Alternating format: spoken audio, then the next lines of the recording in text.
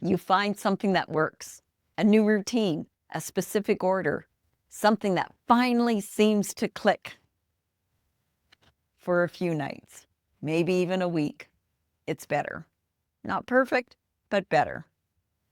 And then it stops working for no obvious reason. Nothing's changed, and you're back where you started, except now you feel more tired, more confused.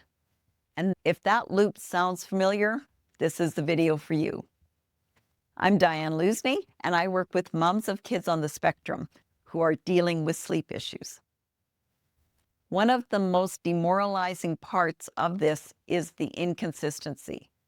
Not just the hard nights, but the fact that things work and then they don't.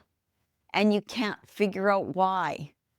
Our brains love predictability.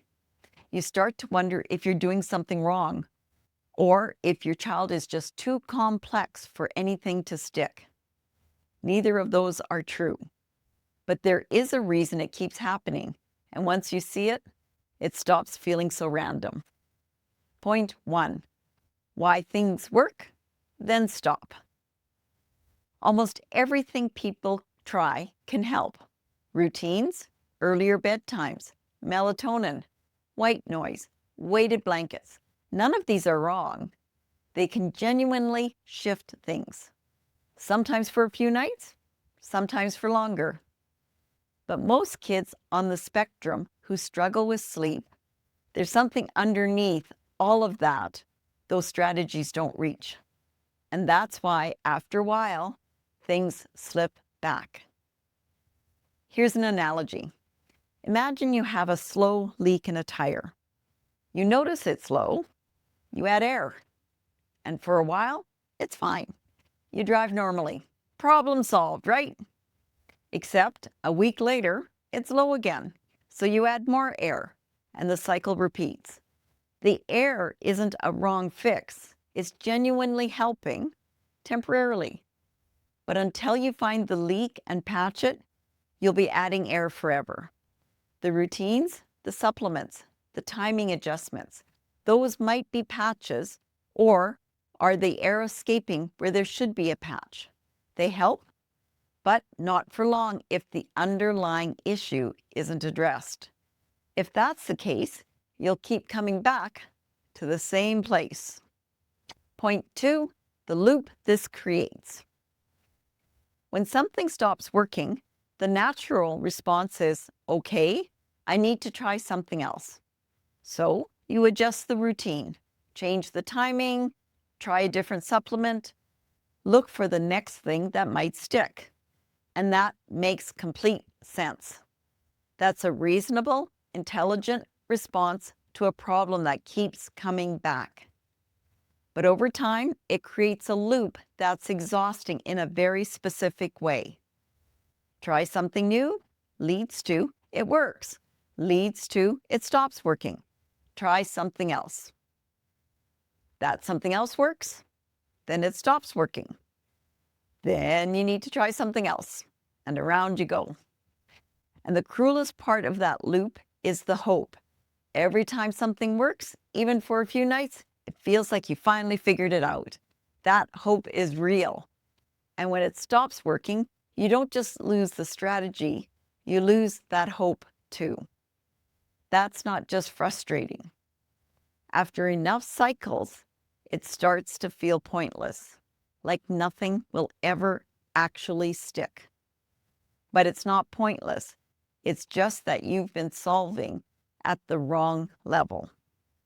Point 3, what actually needs to change? The problem isn't that you haven't found the right strategy yet. It's that every strategy so far has been focused on the behavior, on what bedtime looks like, instead of what the behavior is communicating. Your child's resistance, restlessness, and inability to settle aren't random. They're not defiance. They're not manipulation. They're your child's nervous system telling you, I'm not in a state where sleep is possible yet. That's information. And if you respond to the information instead of just the behavior, everything changes. Think about a smoke alarm going off in your house. You could take out the battery and it'll be quiet. Problem solved, right? But the smoke is still there. Or you could find out why the alarm is going off and deal with that. Most bedtime strategies are taking out the battery. They stop the signal, but the underlying state is still there, still building, and eventually the alarm goes off again. What we're talking about instead is what the alarm is telling you and supporting the nervous system that's setting it off. What you can do tonight, watch your child's energy during and after dinner. As you move through the evening and get closer to bedtime, your child's energy should generally be moving in one direction, down, gradually slower, gradually calmer.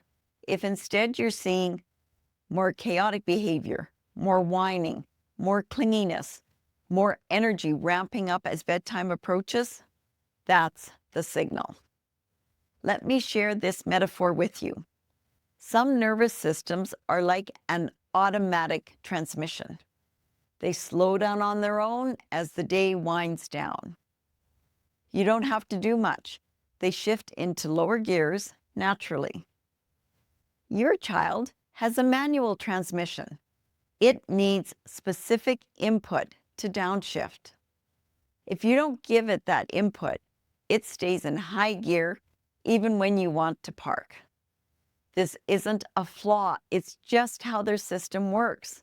Once you understand that, you stop trying to force it and start giving it what it actually needs. The reframe. Instead of bedtime starts with the bedtime routine, shift to my child needs support to be ready to shift towards sleep before the routine even begins. The routine isn't the problem, and it isn't the solution on its own. It's the last step of a longer process. I put together a guide below that walks you through what to do when you see those signs in the evening, what the behavior is actually communicating, and what supports the shift. Once you start seeing behavior as communication, as your child's body telling you where it is, you stop fighting the bedtime and start working with it. In the next video, I want to show you what progress actually looks like, because most people are measuring the wrong things and missing the signs that things are actually shifting, and then giving up before it starts to hold. Don't let that be you. See you there.